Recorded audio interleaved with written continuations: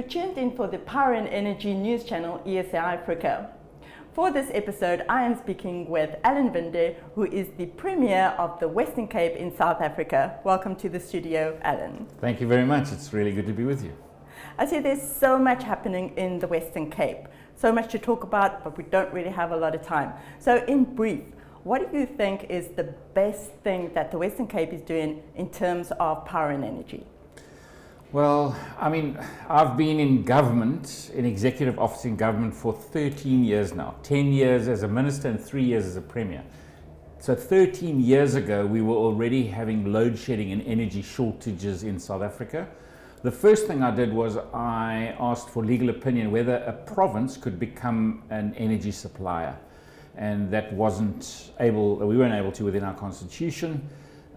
We then looked at local government, and so as a province, my department set up Green Cape, which was an organization to help facilitate the green transition, which I knew was going to come, and it was going to help us in our energy transition.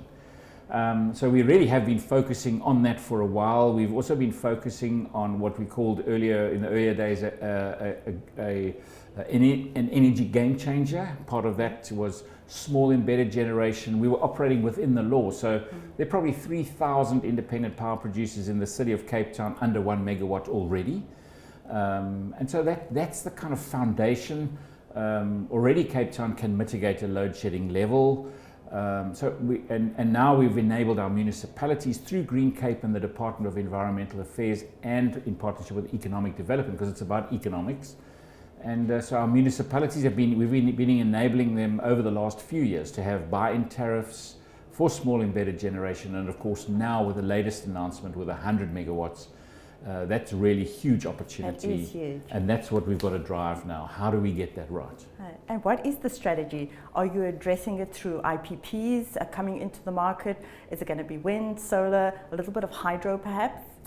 So initially, and already Cape Town's gone out to request 4 proposals on 300 megawatts already.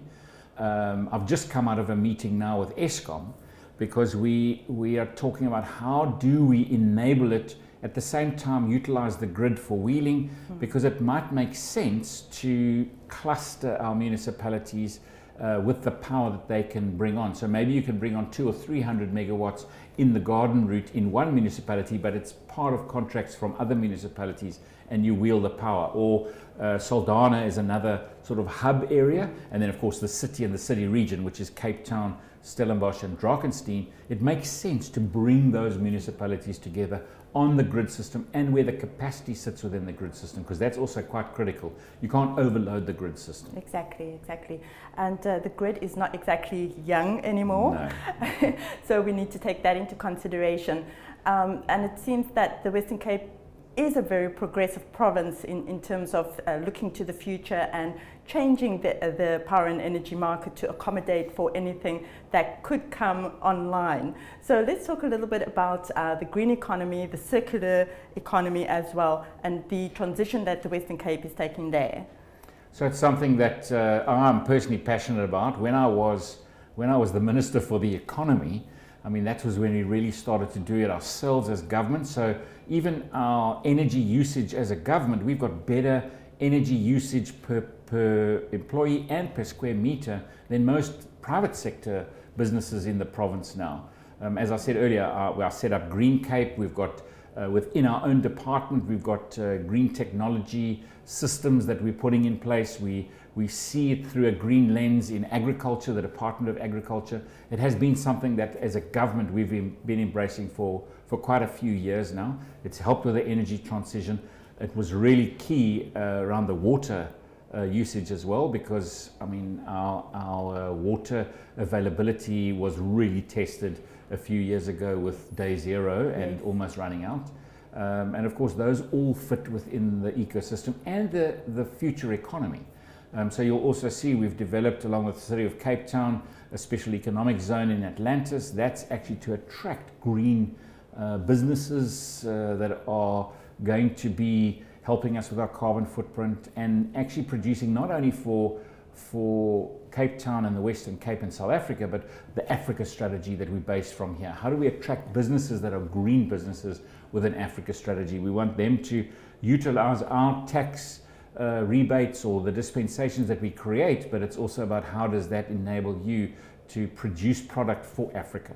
Right. I think about just one tech company, fridge and TV manufacturing company from China.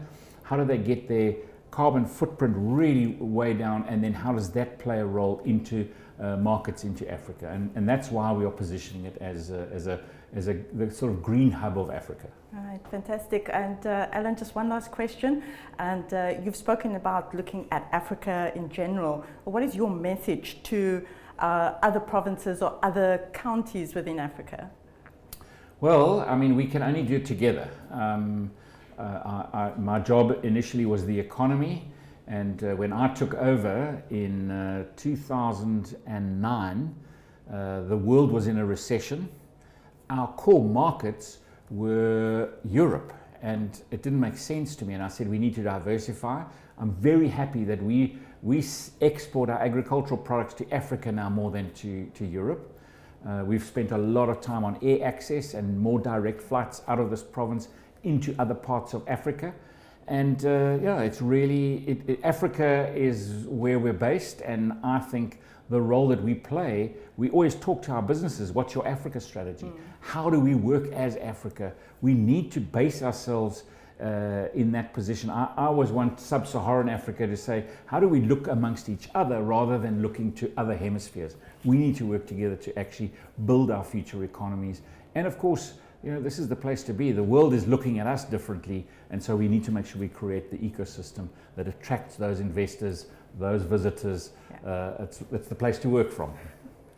Thank you so much, Alan, for spending time with me and giving that very strong message out to the market. Thank you so much. It's a pleasure. Thank you.